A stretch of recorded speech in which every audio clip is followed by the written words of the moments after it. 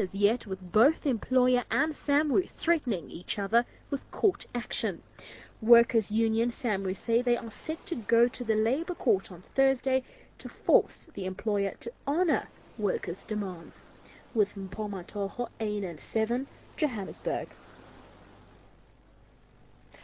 Deputy President Kgalema Motlanthe has argued in favor of an African court to deal with genocide, crimes against humanity and war crimes that are perpetrated on the continent.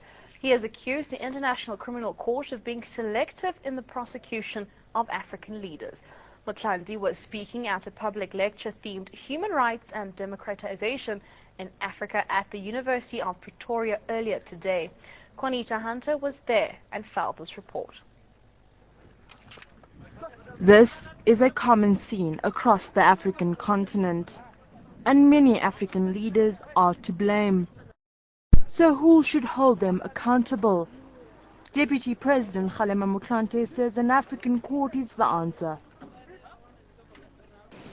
My thesis is that Africa needs its own court vested with universal jurisdiction over the three core international crimes of genocide, crimes against humanity, and war crimes. Speaking at the University of Pretoria, Motlanthe argues that the International Criminal Court is selective in its prosecution and has a vested interest. As yet, the ICC has not come around to the understanding that issues of conflict in Africa are often not just black and white issues, but involved in a vast spectrum of shades of grey. He presents the ICC's decision to Sudan's President Omar al-Bashir, saying this resulted in a souring of relations between the ICC and the African Union.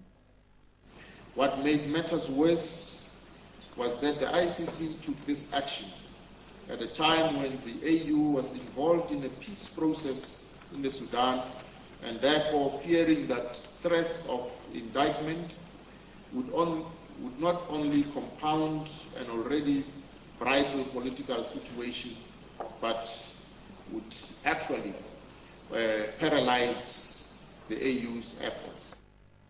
Motlanthe admits that the establishment of the African court would be a prolonged process.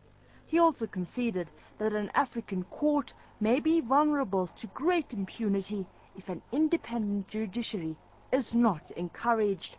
Juanita Hunter, ANN7, Pretoria. Shortly after this, it's time for a break.